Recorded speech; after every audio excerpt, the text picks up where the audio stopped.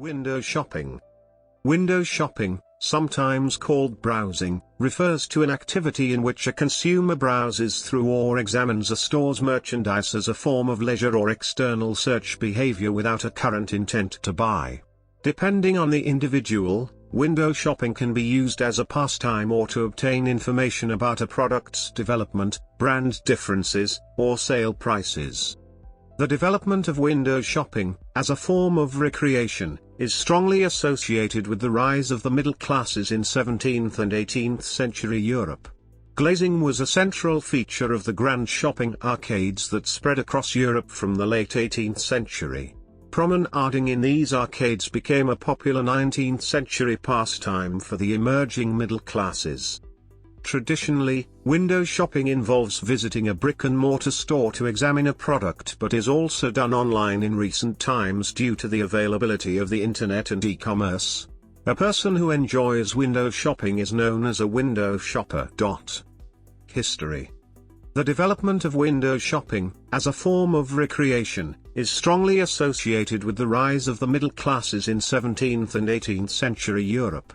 As standards of living improved in the 17th century, consumers from a broad range of social backgrounds began to purchase goods that were in excess of basic necessities. An emergent middle class or bourgeoisie stimulated demand for luxury goods, and the act of shopping came to be seen as a pleasurable pastime or form of entertainment. Shopping for pleasure became a particularly important activity for middle and upper class women, since it allowed them to enter the public sphere without the need for a chaperone. Prior to the 17th century, glazed shop windows were virtually unknown. Instead, early shopkeepers typically had a front door with two wider openings on either side, each covered with shutters. The shutters were designed to open so that the top portion formed a canopy while the bottom was fitted with legs so that it could serve as a shopboard. Scholars have suggested that the medieval shopper's experience was very different. Many stores had openings onto the street from which they served customers. Glazed windows, which were rare during the medieval period, meant that shop interiors were dark places which militated against detailed examination of the merchandise. Shoppers, who rarely entered the shop, had relatively few opportunities to inspect the merchandise prior to consumption. Glazing was widely used from the early 18th century. English commentators pointed to the speed at which glazing was installed. Daniel Defoe, writing in 1726, noted, "Never was there such painting and gildings, such sashings and looking-glasses as the shopkeepers as there is now." The widespread availability of plate glass in the 18th century led shop owners to build windows that spanned the full lengths of their shops for the display of merchandise in order to draw in customers. One of the first Londoners to experiment with this new glazing in a retail context was the tailor Francis Place at his Charing Cross establishment. In Paris, where pedestrians lived with the virtual absence of pavements, retailers were eager to attract window shoppers by providing a safe shopping environment away from the filthy and noisy streets, and began to construct rudimentary arcades, which eventually evolved into the grand arcades of the late 18th century and which dominated retail throughout the 19th century. Opening in 1771, the Colisée, situated on the Champs-Élysées, consisted of 3 arcades, each with 10 shops, all running off a central ballroom. For Parisians, the location was seen as too remote and the arcade closed within 2 years of opening. However, the Galerie de Bois, a series of wooden shops linked to the ends of the Palais Royal, pictured, opened in 1786 and became a central part of Parisian social life. Within a decade, the Palais shopping complex added many more shops as well as cafes and theatres.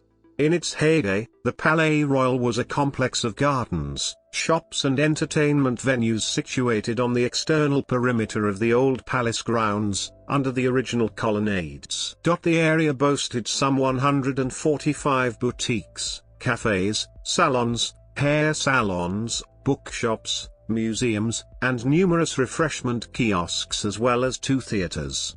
The retail outlets specialized in luxury goods such as fine jewelry, furs, paintings and furniture designed to appeal to the wealthy elite. Inspired by the success of the Palais Royal, Retailers across Europe erected grand shopping arcades and largely followed the Parisian model, which included extensive use of pane glass. Not only were the shop fronts made of pane glass, but a characteristic feature of the modern shopping arcade was the use of glass in an atrium-styled roofline, which allowed for natural light and reduced the need for candles or electric lighting. Modern grand arcades opened across Europe and in the Antipodes. The Passage du Feydeau in Paris, opened in 1791, and Passage du Clair in 1799, London's Piccadilly Arcade, opened in 1810, Paris's Passage Colbert, 1826, and Milan's Galleria Vittorio Emanuele, 1878. London's Burlington Arcade, which opened in 1819, positioned itself as an elegant and exclusive venue designed to attract the elite from the outset. Some of the earliest examples of shopping arcades with expansive glazed shop windows appeared in Paris. These were among the first modern shops to make use of glazed windows to display merchandise. Other notable 19th-century grand arcades included the Galerie Royale Saint-Hubert in Brussels, which was inaugurated in 1847, Istanbul's Sisek Passage opened in 1870, and Milan's Galleria Vittorio Emanuele II, first opened in 1877. Promenading in these arcades became a popular 19th-century pastime for the emerging middle classes. Designed to attract the genteel middle class, these shopping arcades came to be the place to shop and to be seen. Individual stores fitted with long glass exterior windows allowed the emerging middle classes to window shop and indulge in fantasies, even when they may not have been able to afford the high retail prices of the luxury outlets inside the arcade. By the 1900s, the popularity of window displays had heightened and the window display became more elaborate, continuing to attract not only those that wanted to make purchases but also passers-by that appreciated beauty. In order to achieve the right aesthetics, store owners and managers would hire decorators or window dressers to attractively arrange merchandise in the shop windows. Indeed, the professional window display design soon became an object used to lure shoppers into the stores. As a form of leisure, window shopping was synonymous with being in the city and moreover offered women a legitimate reason to be able to move around in public without a chaperone. In the late 1800s, it was a minor scandal to move around in public without a male chaperone because not everyone was happy about the intrusion of women into urban life. Many looked down on females who walked the streets alone, and even newspaper columnists condemned their shopping habits as salacious acts of public consumerism. However, the rise of window displays soon gave women a foothold in the modern city, and for many, a new pastime. Soon, housewives started roaming the city under the pretext of shopping. Shopping in this context did not always involve an actual purchase, it was more about the pleasures of perusing, taking in the sights, the displays, and the people. Prior to the introduction of plate glass for shops and the development of window shopping, people could not just enter shops without the intention to make a purchase, even less so to walk around just for fun or to pass time. Most stores before and during World War II were small, with not enough space for people to just go and linger about. The early department stores pioneered the transformation of traditional customers into modern consumers and of mere merchandise into spectacular commodity signs or symbolic goods. Thus they laid the cornerstones of a culture we still inhabit. People's patronage of stores transformed from just walking in, buying and leaving to shopping, especially for females. Shopping no longer consisted of haggling with the seller but of the ability to dream with one's eyes open, to gaze at commodities and enjoy their sensory spectacle. With the development of large out-of-town malls, especially after World War II, and more recently sales outlets in central high streets, shopping places are becoming hybrid spaces mixing goods and leisure in varied proportions. Traditional small forms of stores and retail distributors have been replaced with large malls and shopping centers which now characterize contemporary Western retail.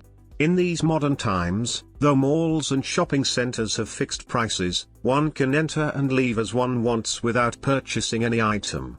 It has become a place of socialization or leisure for most people, especially women. Indeed, The pleasures, meanings and competencies which consumers put to work in shopping centers and department stores are far broader than their ability to bargain on price and purchase objects. In these spaces people do not just buy things, they keep up with the world of things, spending time with friends in a polished environment filled with both fantasy and information. In fact, around a third of those who enter a shopping center leave without having bought anything. In practice, thus, window shopping is an assorted activity, done differently according to the shopper's social identity. Gallery. Online window shopping. There are some types of consumers who spend a lot of time in online marketplaces but never purchase anything or even have the intention to buy, and since there are no transportation costs required on visiting an online store site, it is much easier than visiting a brick-and-mortar store. This cluster of online consumers are called e-window shoppers, as they are predominantly driven by stimulation and are only motivated to surf the internet by visiting interesting shopping websites.